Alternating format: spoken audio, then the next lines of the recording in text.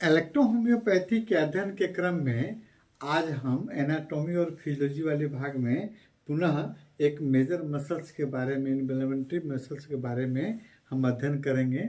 वो कौन सा मसल्स है जो हमारे आपको जीवन में सबसे इम्पोर्टेंट है ना ऑर्गन से जुड़ा रहता है।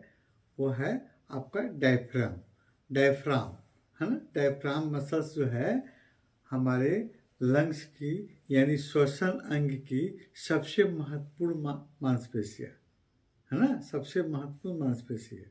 और ये जो है ना हमारे सांसों को लेने और छोड़ने में आपको प्रमुख भूमिका अदा करती है। इस पर हम देखेंगे आपको ये डायफ्राम कहाँ होता है हमारे शरीर में, है ना, और कैसे इसको पहचान करेंगे, है ना। इसके अलावा इनकी रोग कौन होते हैं, कौन कौन सी इलेक्ट्रोहोम्योपैथिक औषधियों के द्वारा इसको हम ठीक कर सकते हैं, है ना, अभी हम देखेंगे।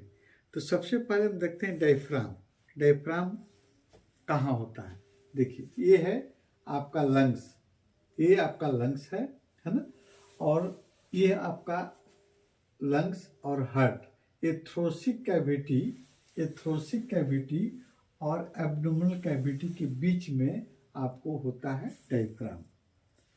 थ्रोसिक कैविटी जिसमें आपका लंग्स, हार्ट, इसोफेगस है ना, और एब्डोमिनल कैविटी जिसमें आपका stomach, liver, pancreas, spleen, small intestine, ये सारे ऑर्गन रहते हैं एब्डोमिनल कैविटी में।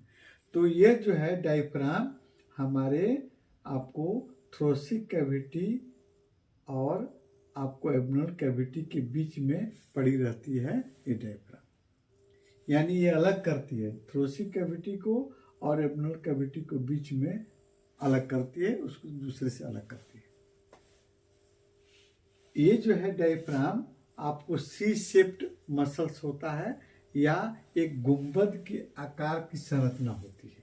यहाँ बनाए गुंबद के आकार की संरचना होती है ना, और ये स्वतः है ना इनवॉल्यूंटरी मसल्स होने के चलते स्वतः आपको ऊपर नीचे या फैलती सिकुड़ती रहती है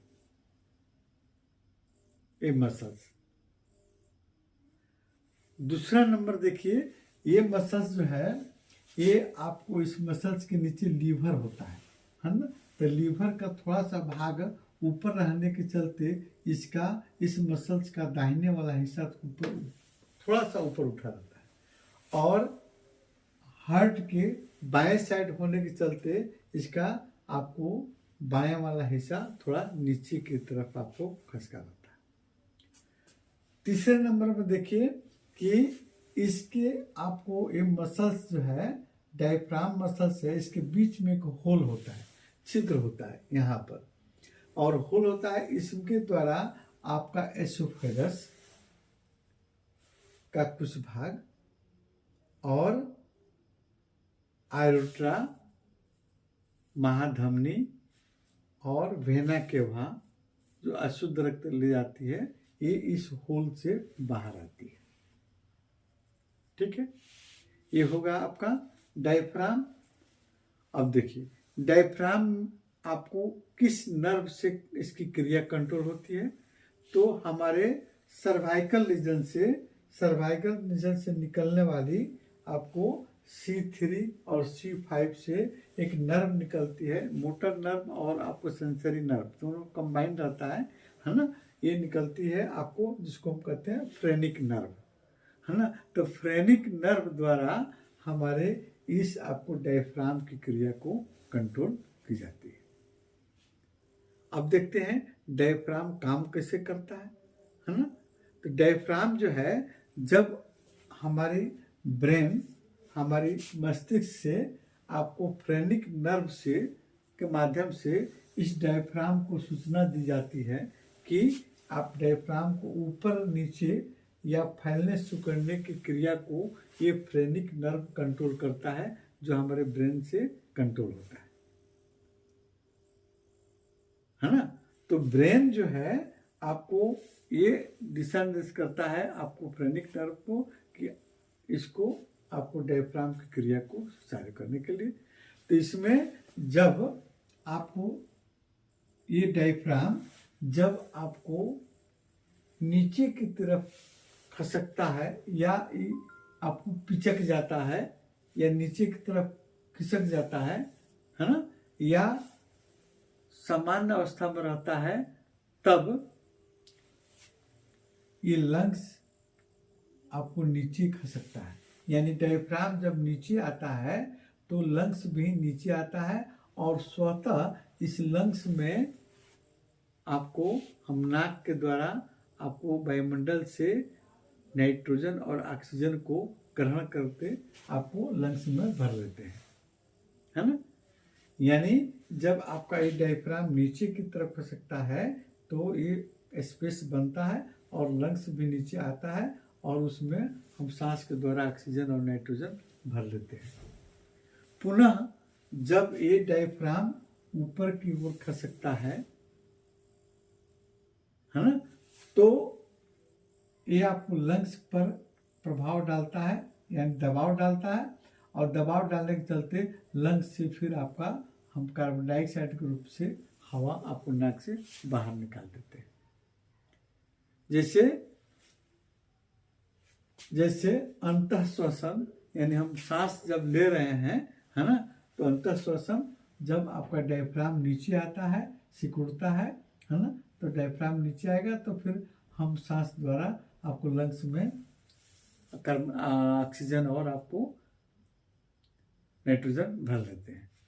और जब ये फैलता है तो फिर आपको ये ऊपर की तरफ आपको ऑक्सीजन कार्बन डाइऑक्साइड नाक से हम लोग बाहर निकाल देते हैं।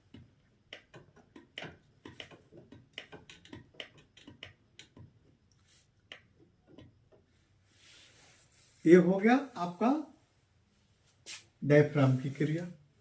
अब देखिए डायफ्राम के और भी आपको फंक्शन है, जैसे हम मुख्य रूप से सांस लेना और छोड़ना दोनों में मदद करता है। इसके अलावा आपको ये मल मूत्र त्याग करने में भी इसकी मांसपेशियां मदद करती हैं। इसके अतिरिक्त में बच्चे के जन्म होने के समय में भी ये मसल्स अपना आपको क्रिया करके आपको आसानी से बच्चे पैदा करने में भी मदद करते हैं। ये मसल्स कौन? आपको डायफ्राम मसल्स। और भारी चीज को नीचे से जब हम उठाते हैं, सीढ़ी चढ़ते हैं, उस परिस्थिति में भी ये मसल्स आपको मदद करता है। अब देखते हैं इसके होने वाले रोग और कैसे हम इलेक्ट्रोहोम्योपैथिक औषधि से इसको कंट्रोल कर सकते हैं। तो जैसे कुछ रोग जो है, जो आपको मॉडर्न साइंस आपको एलोपैथिक का ही सहारा, बगैर सहारा के उस रोग को नहीं ठीक किया जा सकता है। कौन सा रोग है उसका? एक सबसे इंपॉर्टेंट रोग है उसका आपको डायफ्रेमिक हर्निया। तो डायफ्रेमिक हर्निया जो है क्या होता है? अभी हमने देखा है डायफ्राम के बीच में एक होल होता है, छिद्र होता है ना, और छिद्र के माध्यम से आपको इसोफेगस और आपको एरोट्रा और आपको वेना केवा बाहर आती है, नीचे की कर सकती है, एब्डोमिनल कैविटी की तरफ आती है। अगर किसी कारणवश चोट लगने या गोली लगने या किसी भी कारण से ये आपका डायफ्राम अगर टूट जाता है तो फिर एब्डोमिनल कैविटी के एक या दो ऑर्गन आपको ऊपर की तरफ, आपको थोरेसिक कैविटी की तरफ आपको बढ़ जाते हैं, ऊपर निकल जाते हैं, लंग्स को डिस्टर्ब करते हैं, उसको टच करते हैं, हार्ट में टच करते हैं। तो उस परिस्थिति में आपका सांस लेने में दिक्कत होने लगती है। तो ये कब होती है? कभी कभी यंग ब्लड में एक्सीडेंट हो जाने पर टूट जाना, आपको डायफ्राम का टूट जाना, या जब बच्चे भ्रूणावस्था में रहते हैं उस पीरियड में जब अंगों का विकास होता है, तो उस परिस्थिति में भी कभी कभी ये डायफ्राम का विकास नहीं हो पाया, तो ये आपको एब्डोमिनल कैविटी के ऑर्गन जो है आपको लंग्स से टच करते हैं, उस पर दबाव डालते हैं, ऊपर की तरफ खसक जाते हैं और बच्चों को सांस लेने में तकलीफ होने लगती है, पेट में दर्द होने लगता है, सीने में दर्द होने लगता है। तो ये जो है ये आपको सर्जरी का केस रहता है। बिना सर्जरी का नहीं ठीक हो सकता, कोई दवा से हम इसको कंट्रोल नहीं कर सकते। दूसरा और एक इम्पोर्टेंट डिजीज इसका है हिकअप, हिचकी आना। तो हिचकी आना क्यों होता है? देखिए, ये जो है, जब हम लोग भोजन करते हैं, जल्दी जल्दी भोजन कर रहे हैं या पानी पी रहे हैं जल्दी जल्दी, तो एपिग्लोटिस के बाद से आपको एपिग्लोटिस के नीचे आपको एक श्वसन नलिका, एक भोजन नलिका होती है ना। तो कभी कभी श्वसन नलिका में कुछ अन्न के कण या पानी कण उसमें अगर घुस जाते हैं, तो उस परिस्थिति में ये आपको डायफ्राम जो है बहुत तेजी से वर्क करता है, ऊपर नीचे होता है। तो उसमें हम तीव्र रूप से जल्दी जल्दी सांस छोड़ते हैं, और जो सांस निकलती है हमारी, आपको एक आवाज़ के साथ में निकलती है। इसको हिकअप या हिचकी नाम से जानते हैं। कभी कभी क्या होता है, कभी कभी जैसे मानते हैं हम तीव्र मसालेदार भोजन हम ले लेते हैं, उसमें इरिटेशन, जलन होने लगती है। तो जलन होती है, तो उस परिस्थिति में भी ये डायफ्राम की क्रिया और तेज हो जाती है ना। और तेज हो जाती है तो हिकअप के रूप में प्रदर्शित होती है, हिचकी के रूप में। तो हिचकी का इलाज आप इलेक्ट्रोहोम्योपैथ में सबसे बेहतरीन दवा आपका S1 आप फर्स्ट डाइल्यूशन में आप सीधे छोटे बच्चों को 2 से 5 गोली, सयाना बड़े आदमी को 5 से 10 गोली आप क्षणिक कुछ देर पर दीजिए, 10-10 मिनट पर दीजिए। 2 से 4 खुराक देते देते आपको कंट्रोल रहता है। हाँ, अगर क्रोनिक हिकअप आपके पास आता है, बहुत दिनों से हिचकी से कोई ग्रसित है ना, सफ़र कर रहा है, तो वहाँ पर आप बढ़िया से डायग्नोसिस कीजिए। या तो लीवर फंक्शन की गड़बड़ के चलते तो हिचकी नहीं आ रही, लीवर इनलार्ज हो गया तो फिर आपको डायफ्राम पर प्रेशर डालना है, उसके चलते तो हिचकी नहीं आ रही है। हार्ट फेल्यूर है या किडनी फेल्यूर है, उस समय भी हिकअप आने लगती है ना। किसी किसी को हाई फीवर हुआ, आपको तीव्र कोई दवाई दे दी गई, उसके बाद हिकअप आने लगी। तो उस परिस्थिति में आप S1 को आप ड्राई पिल्स में दीजिए, S10 को खाना खाने के बाद में प्रयोग कराइए, और WE का आप 5 से 10 बूंद आप फ्रिक्वेंटली जल्दी जल्दी दीजिए। या 29 नंबर इंजेक्शन आप लगा सकते हैं। 29 नंबर इंजेक्शन से बहुत जल्दी कंट्रोल होता है, क्रोनिक आपको हिकअप भी कंट्रोल होता है। ठीक है, अगले वीडियो में फिर हम इसके अन्य रोग के बारे में स्टडी करेंगे।